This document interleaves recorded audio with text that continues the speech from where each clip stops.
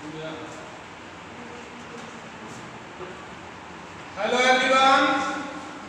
Good morning. How are you? How are you? You are fine. Okay. So my dear student, मैं आज आप लोगों को physics लेकर आया हूँ और उस फिजिक्स में इलेक्ट्रोस्टैटिक्स खंड है और उस खंड में चौथा लेसन चल रहा है जो आज समाप्त हो जाएगा। चौथा लेसन आज समाप्त हो जाएगा।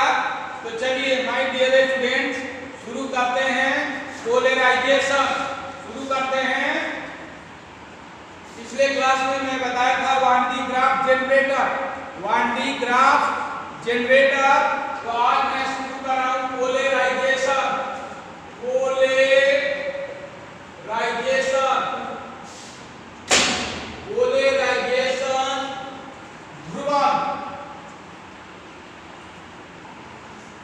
ध्रुवन क्या है? ध्रुवन क्या है? पोलराइजेशन ध्रुवन क्या है? तो माय डियर स्टूडेंट ध्रुवन क्या है? पोलराइजेशन क्या है? तो किसी विद्युत रोधी पदार्थ को विद्युतीय क्षेत्र में रखा जाता है। कोई विद्युत रोधी इंसुलेटर हो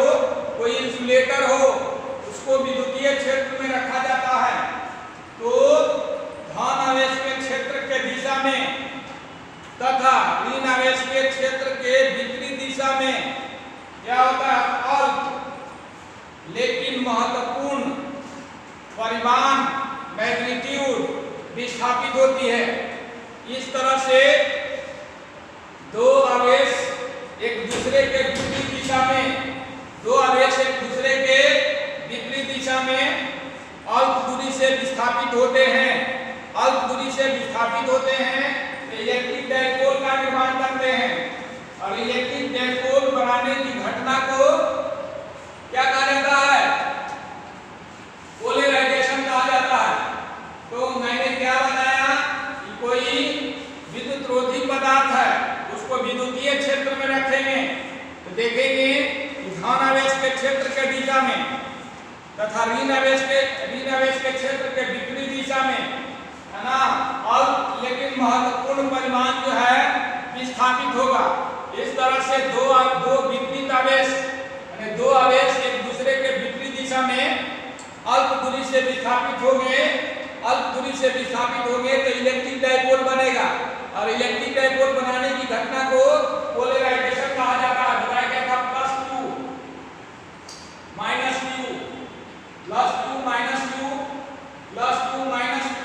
ये +2 हो गया ये -2 हो गया। दोनों के बीच की दूरी अल्प होती है। दोनों के बीच की दूरी क्या होती है? अल्प 12। तो दोनों आवेश एक दूसरे के विपरीत दिशा में अल्प दूरी से विस्थापित होते हैं और इस तरह से ये इलेक्ट्रिक डाइपोल बनाते हैं। इलेक्ट्रिक डाइपोल बनाने की घटना को क्या कहते हैं? पोलराइजेशन। ये पोलराइजेशन इलेक्ट्रिक डाइपोल बना तो पोलराइजेशन हो गया, ध्रुवन हो गया। तो मैंने क्या बताया कि किसी विद्युत रोधी पदार्थ को विद्युतीय क्षेत्र में रखा जाता है। किसी विद्युत रोधी पदार्थ को विद्युतीय क्षेत्र में रखा जाता है तो धन आवेश के क्षेत्र के दिशा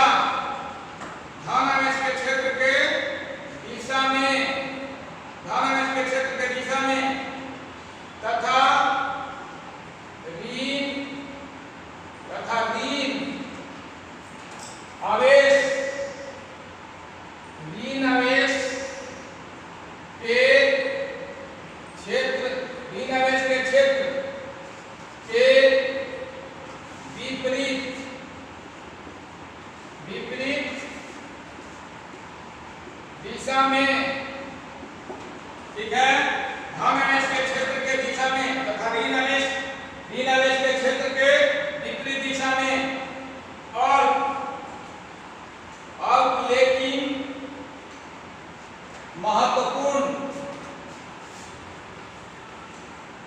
महत्वपूर्ण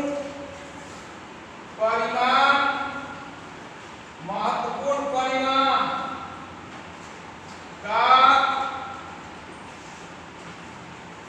विस्थापन होता है। इस तरह से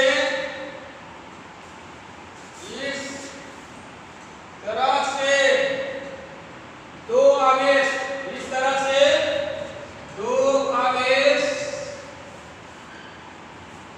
आवेश एक दूसरे के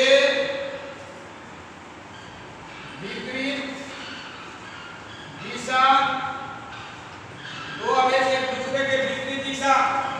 में और एक दूसरे के विपरीत दिशा में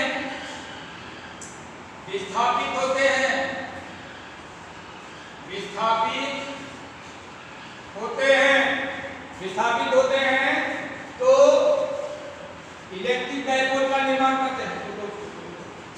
तो इलेक्ट्रिक डाइपोल की रचना करते हैं और इस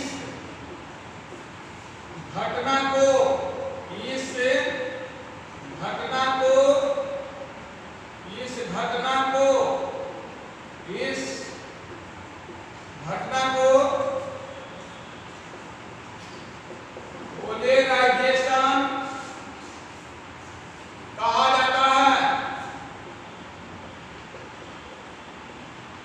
पोलराइजेशन कहा जाता है। तो माय डियर स्टूडेंट, किसी विद्युतरोधी पदार्थ को विद्युतीय क्षेत्र में रखा जाता है तो धन आवेश के क्षेत्र के दिशा में तथा ऋण आवेश के क्षेत्र के विपरीत दिशा में और लेकिन महत्वपूर्ण परिमाण का विस्थापन होता है। और इस तरह से दो आवेश एक दूसरे के विपरीत दिशा में विस्थापित होते हैं तो इलेक्ट्रिक डाइपोल की रचना करते हैं। और इस घटना को पोलराइजेशन कहा जाता है, ध्रुवण कहा जाता है। देखो तो निकासा है ना। तो इस घटना को पोलराइजेशन कहा जाता है। क्लियर? तो पोलराइजेशन को कैसे डिफाइन करेंगे? इसमें कुछ नहीं है, दोनों आवेश देखिए, दोनों आवेश क्या है? एक दूसरे के विपरीत दिशा में, दोनों एक प्लस है दूसरा माइनस है, दोनों एक दूसरे के विपरीत दिशा में अल्प दूरी से विस्थापित है। इसलिए इलेक्ट्रिक डाइपोल की रचना हुई। और इलेक्ट्रिक डाइपोल की जहां रचना होती है उसे क्या कहेंगे? पोलराइजेशन कहेंगे। क्या कहेंगे? पोलराइजेशन। तो ये पोलराइजेशन हो गया। साफ कर दो इसको। चलिए, तो साफ कर दिया मैंने। Understood this point. Let us proceed further. My dear student, आगे बढ़ते हैं। अब जो है dielectric, what is dielectric? What is the dielectric? परावैद्युत क्या है?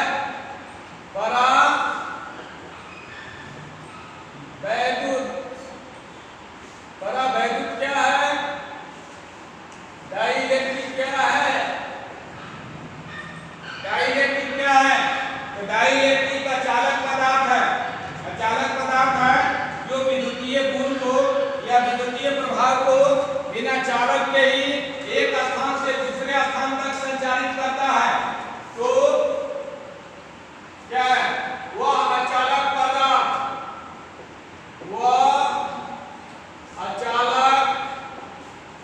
पदार्थ जो विद्युतीय गुण या विद्युतीय प्रभाव या विद्युतीय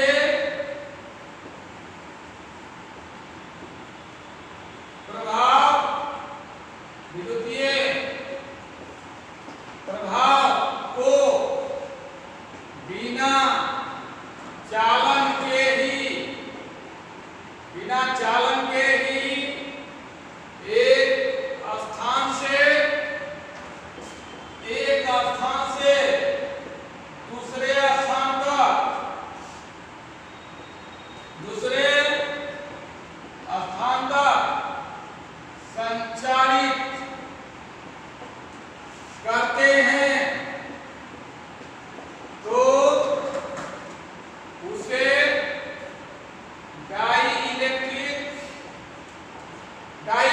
कहते हैं, तो उसे क्या कहते हैं? डाइइलेक्ट्रिक। तो उसे डाइइलेक्ट्रिक कहते हैं। तो ऐसे चालक को क्या कहेंगे? डाइइलेक्ट्रिक। देखिए ये डाइइलेक्ट्रिक का चालक पदार्थ है, लेकिन बिना चालन किए हुए विद्युतीय प्रभाव को एक स्थान से दूसरे स्थान तक क्या कर देता है? भेज देता है।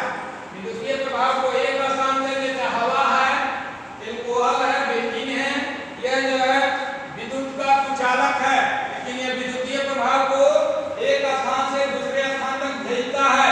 क्लियर? तो इस तरह से वह चालक पदार्थ जो विद्युतीय गुण या विद्युतीय प्रभाव को बिना चालन के ही एक स्थान से दूसरे स्थान तक संचारित करता है, उसे डाइइलेक्ट्रिक कहेंगे। इस तरह से डाइइलेक्ट्रिक दो प्रकार के होते हैं, टाइप्स ऑफ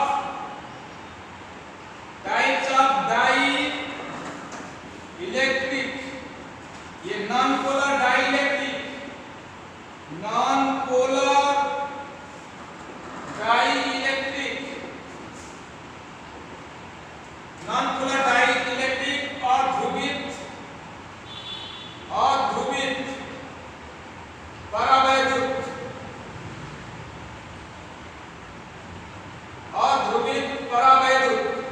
तो ये वैसा परावैद्युत पदार्थ है। नॉन पोलर डाइइलेक्ट्रिक क्या है? वैसा परावैद्युत पदार्थ है। ये क्या है? वैसा परावैद्युत पदार्थ है जिसके अणु या परमाणु के धन आवेश तथा ऋण आवेश के सेंटर ऑफ मास एक ही बिंदु पर होता है। सेंटर ऑफ मास क्या होगा? एक ही बिंदु पर होगा, इसलिए इसका डाइपोल मोमेंट शून्य होगा। जिसका सेंटर ऑफ मास एक ही बिंदु पर होता है उसका डाइपोल मोमेंट क्या होता है? शून्य होता है। तो ऐसे परावैद्युत पदार्थ को नॉन पोलर डाइइलेक्ट्रिक कहते हैं। केमिस्ट्री में पढ़े होंगे non polar compound, polar compound जो कोवालेंट बॉन्ड बनाता है, वही बात यहाँ भी है। तो नॉन पोलर डाइइलेक्ट्रिक क्या है? वैसा परावैद्युत पदार्थ है जिसके अणु या परमाणु के धन आवेश तथा ऋण आवेश के द्रव्यमान केंद्र एक ही बिंदु पर होता है। द्रव्यमान केंद्र एक ही बिंदु पर होता है, तो इसे क्या कहेंगे? नॉन पोलर डाइइलेक्ट्रिक कहेंगे। नॉन पोलर डाइइलेक्ट्रिक का डाइपोल मोमेंट क्या होता है? शून्य। डाइपोल मोमेंट क्या होगा? शून्य। तो my dear student, write down वैसा परावैद्युत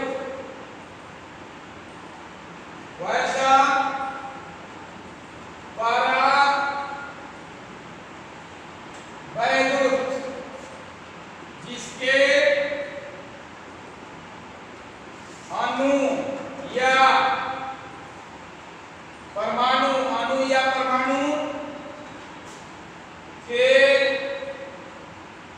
धन आवेश तथा ऋण आवेश के द्रव्यमान केंद्र सेंटर ऑफ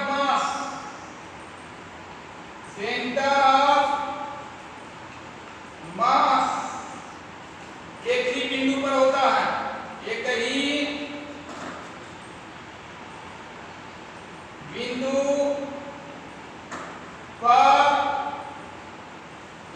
बिंदु पर होता है वैसा परावैद्युत जिसके अणु या परमाणु के धन आवेश तथा ऋण आवेश के द्रव्यमान केंद्र एक ही बिंदु पर होता है, तो उसे क्या कहते हैं? तो उसे नॉन पोलर डाइइलेक्ट्रिक कहते हैं। तो उसे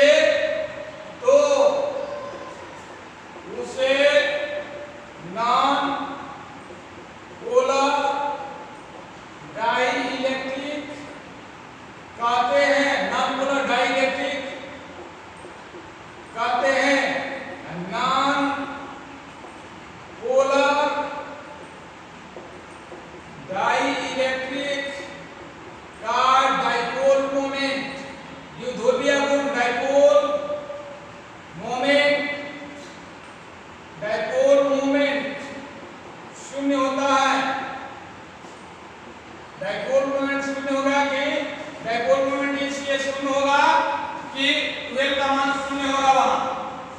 केंद्र एक ही बिंदु पर हो जाए तो dipole moment m equal to 12 q होती है, 12 q होती है, m इक्वल टू 12 q या p इक्वल टू 12 q।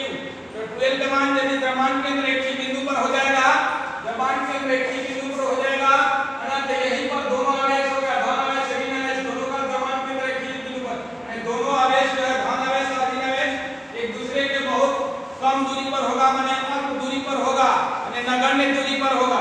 नगण्य दूरी पर होगा तो उस स्थिति में 12 का मान शून्य हो जाएगा, इसलिए डाइपोल मोमेंट शून्य हो जाएगा। क्लियर? एग्जांपल इसका, एग्जांपल H2 ये O2 N2 benzene C6H6 methane CH4 methane. Clear? CH4 methane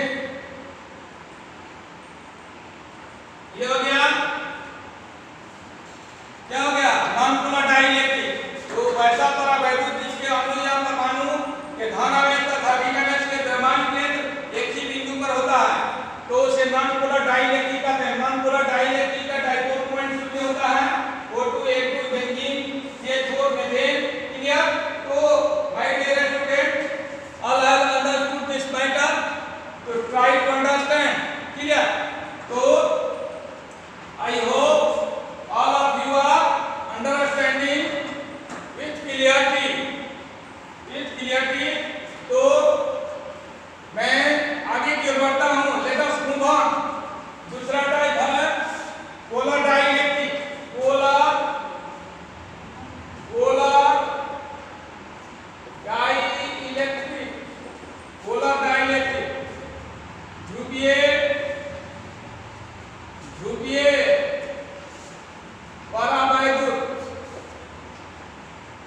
ध्रुवीय परावैद्युत, वैसा परावैद्युत जिसके अणु या परमाणु के धन आवेश तथा ऋण आवेश के द्रव्यमान केंद्र एक ही बिंदु पर नहीं होगा, अलग अलग बिंदु पर होता है, इसलिए इसका डाइपोल मोमेंट शून्य नहीं होगा। अलग अलग बिंदु पर होगा तो डाइपोल मोमेंट शून्य नहीं होगा। तो वैसा परावैद्युत, वैसा परावैद्युत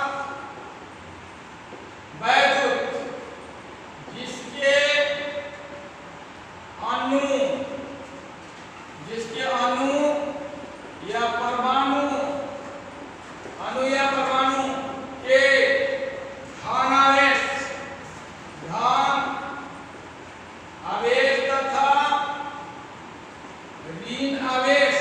के धन आवेश तथा ऋण आवेश, के द्रव्यमान केंद्र एक ही बिंदु पर न होकर, एक ही बिंदु पर न होकर अलग अलग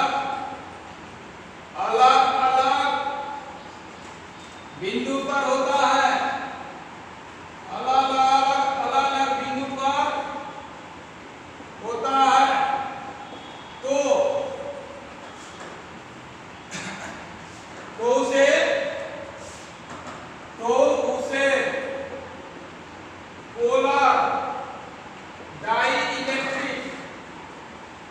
पोलर डाइइलेक्ट्रिक कहते हैं। पोलर डाइइलेक्ट्रिक कहते हैं। तो क्या वैसा परावैद्युत जिसके अणु या परमाणु के धन आवेश तथा ऋण आवेश के द्रव्यमान केंद्र एक ही बिंदु पर न होकर अलग अलग बिंदु पर होता है, उसे पोलर डाइइलेक्ट्रिक कहते हैं। Polar dielectric. अब पोलर डाइइलेक्ट्रिक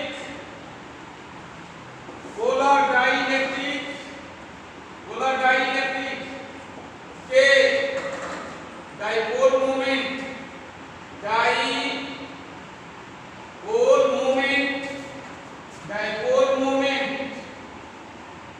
शून्य नहीं होता है, शून्य नहीं होता है। डाइपोल मोमेंट क्या होता है? शून्य नहीं होता है। एग्जांपल एग्जाम्पल H2O, H2O जल, जल हो गया, वाटर हो गया, जल हो गया, एल्कोहल हो गया, CO2 हो गया, कार्बन डाइऑक्साइड और ammonia NH3, NH3 ammonia, NH3 ammonia, H2O हो गया, एल्कोहल हो गया, CO2 हो गया, NH3 हो गया, H2O एल्कोहल CO2 NH3, तो ये जो है पोलर डाइइलेक्ट्रिक है। क्या है? Polar dielectric. तो polar dielectric, non polar dielectric इसके पहले करने में आया, तो दोनों हो गया polar, non polar dielectric, polar dielectric. अब डाइइलेक्ट्रिक कांस्टेंट है, डाइइलेक्ट्रिक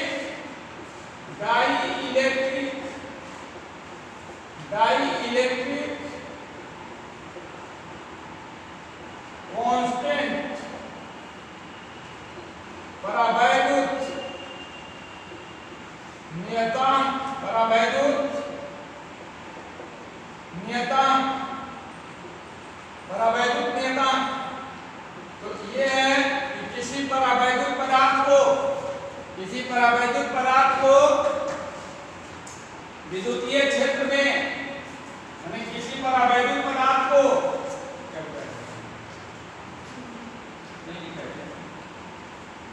डाइइलेक्ट्रिक कांस्टेंट नहीं है, तो परावैद्युत नियतांक ये है कि किसी परावैद्युत पदार्थ को विद्युतीय क्षेत्र में रखा जाता है, तो बाह्य विद्युतीय क्षेत्र और परिणामी विद्युतीय क्षेत्र के अनुपात को डाइइलेक्ट्रिक कांस्टेंट कहते हैं।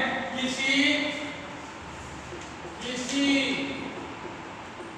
परावैद्युत पदार्थ को, किसी परावैद्युत पदार्थ को समरूप विद्युतीय क्षेत्र, समरूप विद्युतीय क्षेत्र या केवल विद्युतीय क्षेत्र, विद्युतीय क्षेत्र में रखा जाता है, तो बाह्य विद्युतीय क्षेत्र तथा परिणामी विद्युतीय क्षेत्र के अनुपात को डाइइलेक्ट्रिक कांस्टेंट कहते हैं। क्या? किसी परावैद्युत पदार्थ को विद्युतीय क्षेत्र में रखा जाता है, तो बाह्य विद्युतीय क्षेत्र तथा परिणामी विद्युतीय क्षेत्र के अनुपात को डाइइलेक्ट्रिक कांस्टेंट कहा जाता है। डाइइलेक्ट्रिक कांस्टेंट क्या? किसी परावैद्युत पदार्थ को विद्युतीय क्षेत्र में रखा जाता है, तो बाह्य विद्युतीय क्षेत्र और परिणामी विद्युतीय क्षेत्र के अनुपात को डाइइलेक्ट्रिक कांस्टेंट कहा जाता है। देखो तो कितने में 25। तो dielectric constant, dielectric constant K equal to K या epsilon P, epsilon P equal to epsilon naught या E नॉट बाई E। ये हो गया बाह्य विद्युतीय क्षेत्र, बाह्य विद्युतीय क्षेत्र, बाह्य विद्युतीय क्षेत्र। ये हो गया परिणामी विद्युतीय क्षेत्र, परिणामी विद्युतीय क्षेत्र। इसी के अनुपात को डाइइलेक्ट्रिक कांस्टेंट K या एप्सिलॉन P कहते हैं। E नॉट बाई E होता है बाह्य विद्युतीय क्षेत्र E नॉट और परिणामी विद्युतीय क्षेत्र E। K का मान हमेशा 1 से बड़ा होता है, 1 से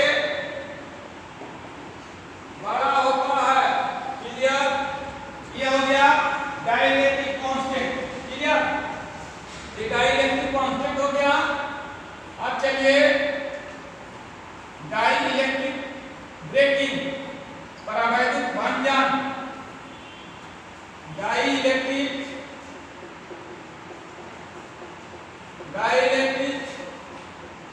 ब्रेकिंग, परावैद्युत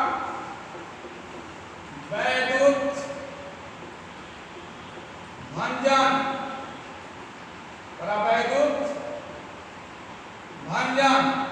इसमें है कि किसी परावैद्युत पदार्थ को विद्युतीय क्षेत्र में रखा जाता है तो उसके अणुओं के बीच खिंचाव उत्पन्न होती है।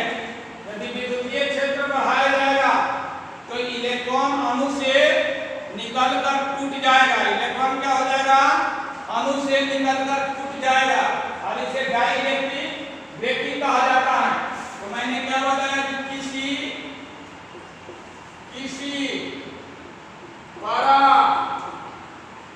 परावैद्युत पदार्थ को विद्युतीय क्षेत्र में रखा जाता है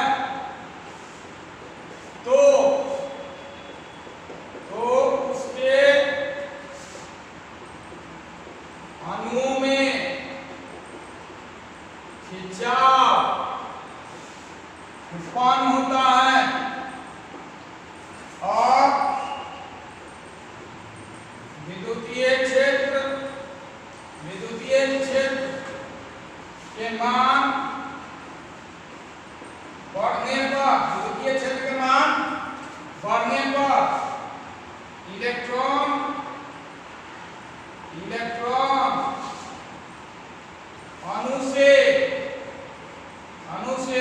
बढ़ने पर इलेक्ट्रॉन अणु से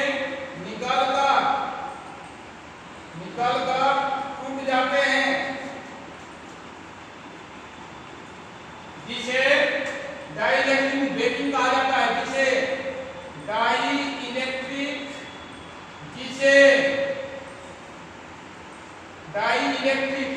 डाइलेक्ट्रिक ब्रेकिंग कहा जाता है। तो क्या आपने समझा? किसी परावैद्युत पदार्थ को विद्युतीय क्षेत्र में रखा जाता है तो उसके अणुओं में खिंचाव उत्पन्न होता है और विद्युतीय क्षेत्र के मान बढ़ने पर इलेक्ट्रॉन अणु से निकलकर टूट जाता है, जिसे डाइलेक्ट्रिक ब्रेकिंग कहा जाता है।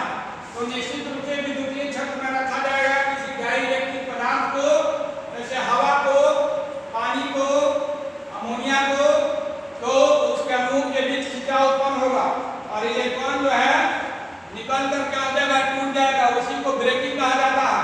और डाइलेक्ट्रिक का स्ट्रेंथ क्या है? डाइलेक्ट्रिक स्ट्रेंथ क्या है?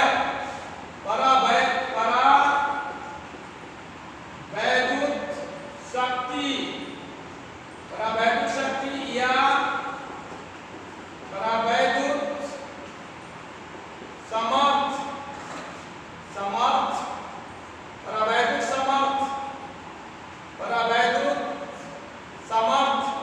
तो माय डियर स्टूडेंट, किसी परावैद्युत पदार्थ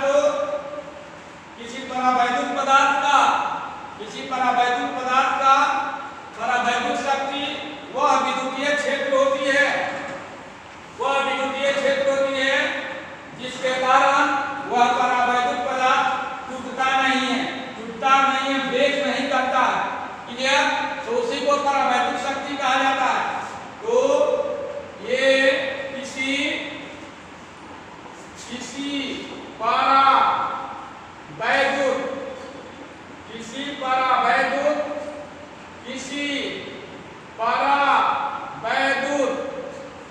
परावैद्युत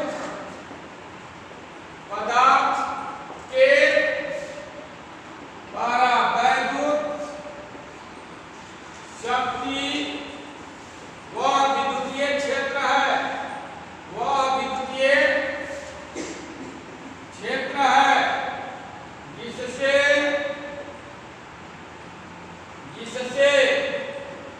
जिससे परावैद्युत क्षेत्र है जिससे वह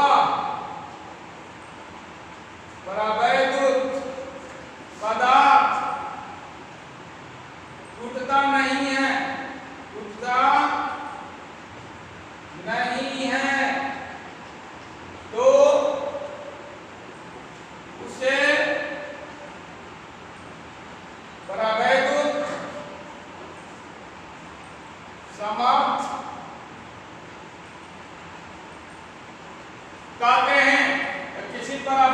पदार्थ के परावैद्युत शक्ति वह विद्युतीय क्षेत्र होती है जिससे वह परावैद्युत पदार्थ टूटता नहीं है। वह विद्युतीय क्षेत्र अप्लाई होगा तो परावैद्युत पदार्थ टूटेगा नहीं, तब परावैद्युत समाप्त कहेंगे, और टूट जाएगा तो उसे परावैद्युत भंजन कहेंगे। तो माय डियर स्टूडेंट, ये चौथा लेसन इलेक्ट्रोस्टैटिक्स का खत्म हो गया, यानी इलेक्ट्रोस्टैटिक्स समाप्त हो गया। इलेक्ट्रोस्टैटिक्स क्या हो गया? समाप्त हो गया। तो माय डियर स्टूडेंट, इसको अच्छी तरह से देख लेंगे, और आज फिजिक्स में आज इतना ही रहेगा। That's all for the day. We see in next video with some more. Thank you so much.